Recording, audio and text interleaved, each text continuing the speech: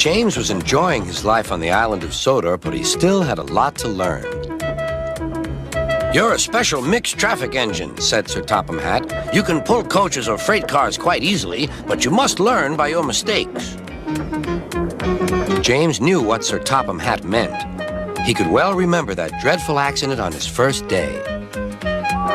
"Be careful with the coaches, James," said kind little Edward. "They don't like being bumped."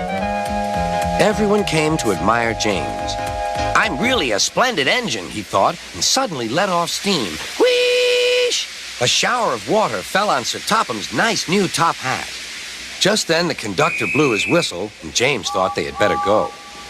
Go on, he puffed to Edward. Don't push, replied Edward.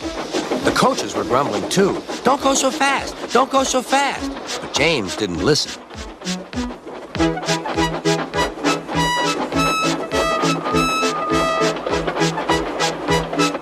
When at last they stopped at the next station, 2 coaches were beyond the platform. They had to go back to let the passengers out. But no one seemed to know about Sir Topham's new hat, so James felt happier. Presently, they came to the station where Thomas was waiting with his 2 coaches. Hello, James, said Thomas. Feeling better? That's good.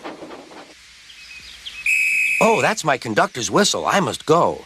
I don't know what Sir Topham Hatt would do without me to run this branch line. And he puffed off importantly. Edward and James passed the field where James had had his accident. The fence was mended and the cows were back again.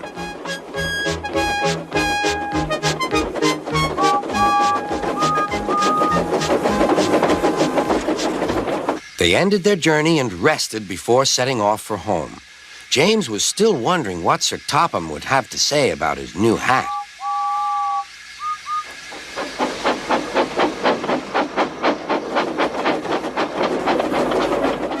Next morning, he spoke severely to James.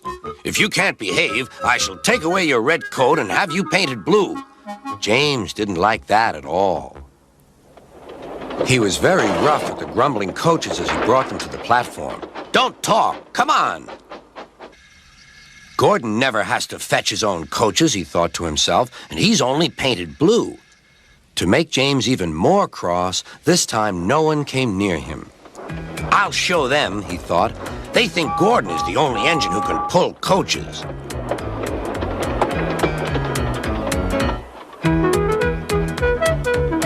Hurry, hurry, hurry, puffed James. You're going too fast, replied the coaches. James laughed and tried to go faster, but the coaches wouldn't let him. We're going to stop.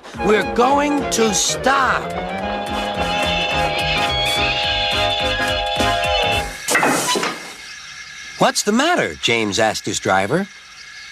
The brakes are on. Leak in the pipe, most likely. You've banged the coaches enough to make a leak in anything. How shall we mend it? Said the conductor. We'll do it with newspaper and a leather bootlace, replied the driver. Well, where is the bootlace coming from? Asked the conductor. Ask the passengers, said the driver. You have a leather bootlace there, said the conductor to a smartly dressed man. Please give it to me. I won't. Then I'm afraid the train will just stop where it is. The passengers all said what a bad railway it was. Then they told the man how bad he was instead. Everyone was very cross. At last, he handed his laces over. The driver tied a pad of newspaper tightly round the hole in the brake pipe, and James was able to pull the train.